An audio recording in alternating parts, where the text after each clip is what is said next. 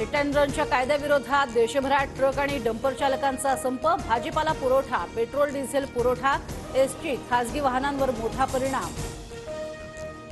राज्यभरात काही ठिकाणी संप मागे, मात्र काही ठिकाणी ट्रक आणि टँकर चालकांचा संप सुरूच। नाशिक, रत्नागिरी, अमरावती, सोलापुरात पंपावर मोठ्या रांगा।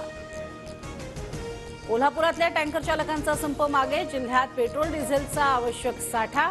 पुण्यातही पेट्रोल पंपावर आवश्यक साठा उपलब्ध।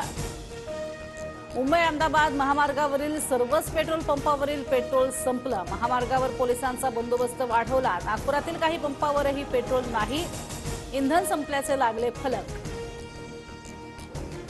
छत्रपती संभाजीनगरमध्ये ट्रक चालकांचा संप सुरू। चालकांनी धुळे सोलापूर महामार्गावर वाहनं थांबवली। महामार्गावर ट्रकच्या लागल्या मोठ्या रांगा। नागपुरातील ट्रक चालकांचा संप मागे, महामार्गावर वाहतूक सुरळीत। तर कोल्हापुरात टँकर चालकांचा संप मागे, पेट्रोल पंपावर गर्दी न करण्याचं प्रशासनाचं आवाहन। नव्या मोटर वाहन कायद्याविरोधात ट्रक चालक आक्रमक। ट्रक चालक आणि प्रशासनामधील बैठक निष्फळ। चालक संघटना संपावर ठाम।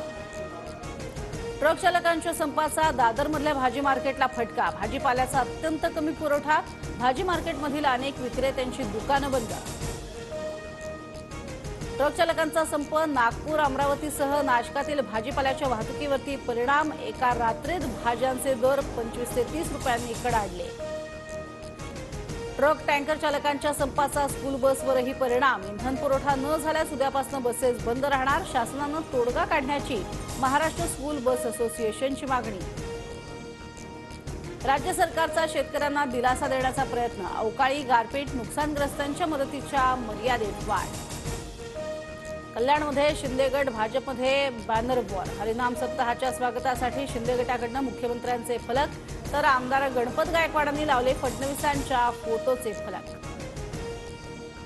उद्धव ठाकरे आणि काँग्रेस पक्षश्रेष्ठींमध्ये फोनवरून चर्चा। जागा वाटपाबाबत मतभेद नाही, भाजप विरोधात एकत्र लढायचं ठाकरेंची भूमिका। लवकरच ठाकरेंची दिल्लीवारी, सूत्रांची माहिती। सरकारकडनं आम्हाला बैठकीचं निमंत्रण, पण मी मुंबईमध्ये बैठकीला जाणार नाही, जरांगेंची माहिती। वाहनं अडवल्यास मंत्र्यांच्या घरासमोर वेढा घालण्याचाही इशारा। ओबीसी आरक्षणाची बाजू कोर्टात भक्कमपणे मांडण्यासाठी ओबीसी सल्लागार समिती तयार करा। ओबीसी नेते प्रकाश शेंडगे यांची मागणी मुख्यमंत्र्यांकडून मान्य।